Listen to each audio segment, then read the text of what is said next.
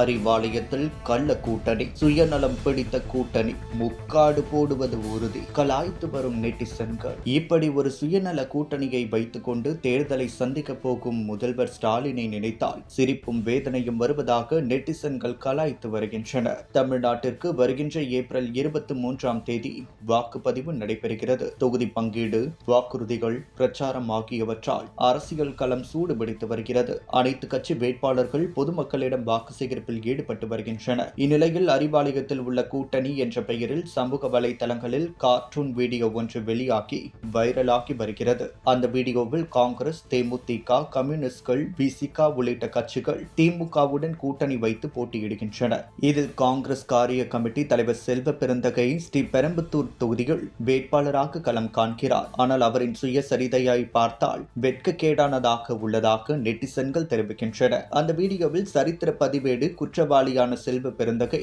என்றும் சுமார் 500 கோடிக்கும் மேல் ஊழல் செய்தவர் என்றும் இவரா வெற்றி பெற்று மக்களுக்கு நல்லது செய்ய போகிறார் என நெட்டிசன்கள் கேள்வி எழுப்பி வருகின்றனர். இதேபோன்று விசிக தலைவர் தொல் திருமாவளவன் தன் சுய லாபத்திற்காக ஒரு சமுதாயத்தையே ஏமாற்றுபவர் என்றும் திமுகவிற்கு முட்டு கொடுப்பவர் என்றும் நெட்டிசன்கள் கலாய்த்து வருகின்றனர். அடுத்ததாக தேமுதிகவை தமிழகத்தில் காலூன்ற வைத்த திமுக தான் ஜென்ம எதிரி என கூறிய மறைந்த அக்கட்சியின் தலைவர் விஜயகாந்தின் கொள்கையை புறந்தள்ளிவிட்டு தன் வீட்டு பீரோ நிறைந்தால் போதும் என நினைத்து கொள்கையை மாற்றி பறக்கவிட்ட பிரேமலதா விஜயகாந்த் தன் சுய லாபத்திற்காக செயல்படுபவரா, நாட்டு மக்களை காக்கப் போகிறார் என கேள்வி எழுப்புகின்றனர்.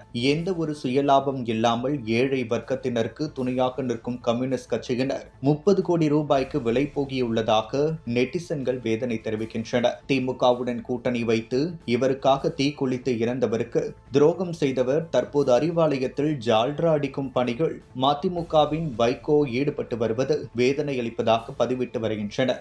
எதுக்கு இவர் கட்சியை தொடங்கணும்? திமுகவை நினைத்து கோபத்தில் டிவியை உடைக்கணும். அப்புறம் அறிவாலயம் வாசல்ல தவம் கடந்து ராஜ்யசபா சீட் வாங்கிட்டு தன் தொண்டர்களை பாய் குட் பை காட்ட வேண்டும் என கமல்ஹாசனை நெட்டிசன்கள் விளாசி வருகின்றனர். எனவே இந்த சுயநலம் பிடித்த கூட்டணியை வீழ்த்தி தமிழகத்தில் என்டிஏ கூட்டணியை கொண்டு வந்து மக்கள் நலன் காக்க பாடுபடுவோம் என என்டிஏ கூட்டணி கட்சியினர் சூளுரைத்துள்ளனர்.